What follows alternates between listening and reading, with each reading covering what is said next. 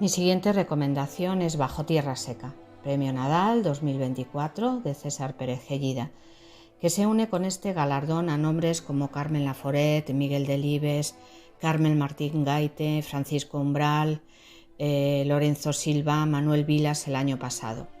Que lo reciba César Pérez es un reconocimiento a su trayectoria literaria, pero también a la llamada novela negra. Gellida, en su madurez narrativa, se supera a sí mismo, y eso ya de por sí es difícil. Cuando empecé a leer el libro pensé, no parece de Gellida, ha sido capaz de desprenderse de su estilo habitual, parece que estoy leyendo a otro autor, y realmente es así, pero su gusto por lo truculento aparece pronto y no tienes que leer demasiadas páginas para descender a los abismos y llegar a Gellida en su estado puro. Cuando crees que se han contado todas las miserias que el ser humano puede cometer, te encuentras con que la maldad no tiene fin. El ser humano es basura y se comporta como tal. Demoledora sentencia. En similares términos se manifestó Pío Baroja en El árbol de la ciencia. No hay fuente limpia sin que los hombres metan allá sus patas y la ensucien. Esta es la naturaleza. De Baroja es también la siguiente cita. La vida es una lucha constante, una cacería cruel en que nos vamos devorando los unos a los otros. Creo que es muy adecuada esta cita para la historia que se cuenta. El capataz de una hacienda, Jacinto Padilla, es acusado de prender fuego a la casa de la propietaria Antonia Monterroso y ella ha desaparecido. El teniente Martín Gallardo llevará a cabo la investigación con pocos medios, pero con la formalidad de una persona íntegra. Iremos descubriendo que hay un entramado complejísimo, una tela de araña perfectamente elaborada, porque Antonia Monterroso la lleva preparando mucho tiempo y hay que añadir que se irá granjeando muchos enemigos y todos se la tienen jurada. Ambientada en 1917, no es una novela histórica, aunque da algunas breves pinceladas sobre los soldados de Angad en Filipinas, cómo fueron abandonados a su suerte con la disentería, el beriberi, desnutrición y un trato inhumano del que fue difícil olvidarse. También la tercera guerra carlista en Lácar aparece en la historia. Es una novela rural ante todo, que recuerda en algunos pasajes al tremendismo de Camilo José Cela en La familia de Pascual Duarte. Y en la protagonista femenina encuentro concomitancias con las pícaras de la literatura del siglo de oro, el hambre, mujeres desvalidas que harán del sexo su moneda de cambio y manifestarán una ambición desmedida. Creo que en esta historia lo más importante no es la resolución de la investigación, sino las motivaciones de los personajes para comportarse de una determinada manera. De entre todos los personajes, tengo que comentar a Antonia. Sucia hija de perra, dice uno de los personajes.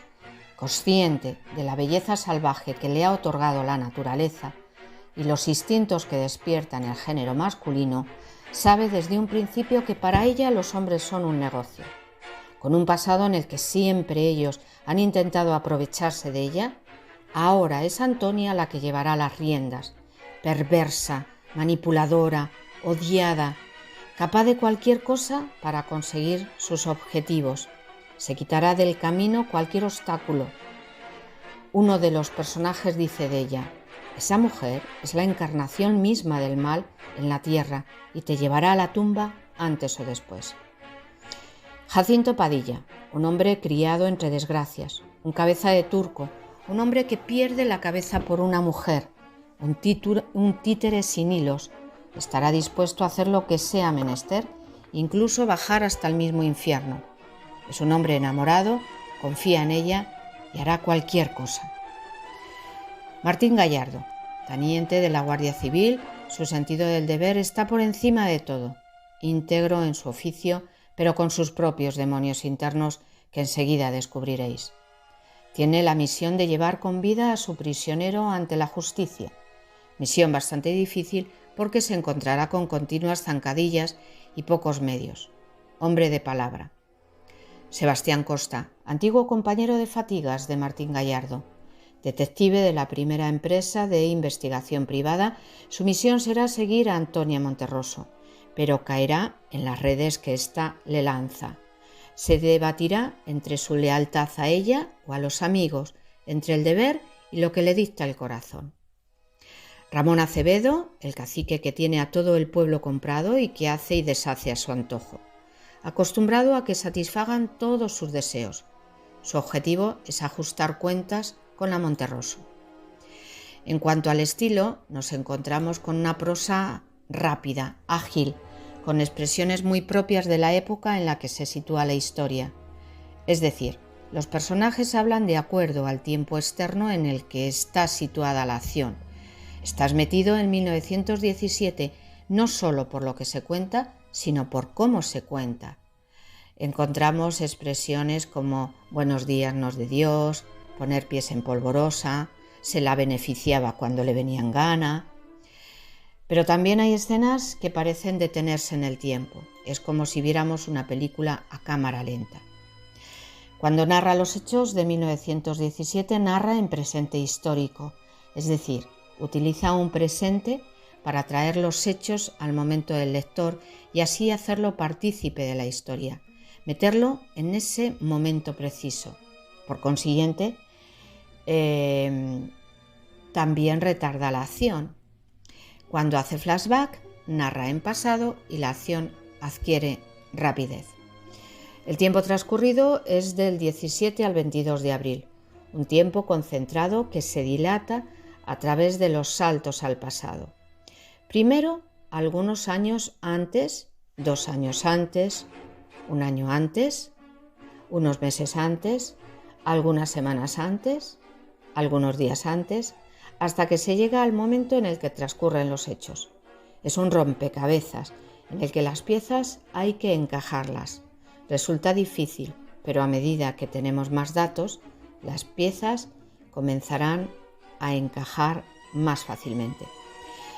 Los títulos de los capítulos son muy sugerentes y ya, muy avanzado el libro, el final de una secuencia constituye el inicio de la siguiente. No hay ningún cabo suelto en la forma de contar la historia. Para mí, que soy hellidista, la novela ha superado mis expectativas, pero para los lectores que no lo conocen, es una lectura que seguro que los conduce a otras del mismo autor. ¿Por qué creo que te puede gustar el libro? Pues porque es una novela de suspense que no te dará tregua, pero además, a través de esta obra conocerás la España profunda en blanco y negro de 1917, el cacique de turno, Extremadura, tiempos difíciles que hay que solventar como se pueda y que para las mujeres son más difíciles aún, enemistades que se enconan y odios perpetuos, el mundo de la Guardia Civil y su buen hacer, los guardias íntegros con su lealtad al cuerpo y a la patria. Cuando uno coge un libro de este autor, sabe que va a sufrir, que se encontrará con escenas muy desagradables, pero con una trama que te envuelve y no te deja parar, un entramado que te atrapa como una tela de araña de la que no puedes salir. El autor juega con los lectores hábilmente y descansarás cuando hayas acabado el libro. A esto hay que añadir las características de la prosa de Gellida, una prosa directa, descarnada. Aquí no hay eufemismos que mitiguen los hechos brutales que aparecen. Sus momentos tremendos no se harán esperar mucho y te encogerán el corazón. Forma parte del mundo de Gellida. Quienes nos acercamos a sus novelas contamos con ello. La prosa fluye con naturalidad, pero con tecnicismos, un léxico sabiamente escogido y alguna que otra palabra que tienes que buscar en el diccionario. Son la impronta de este autor vallisoletano que no te dejará impasible.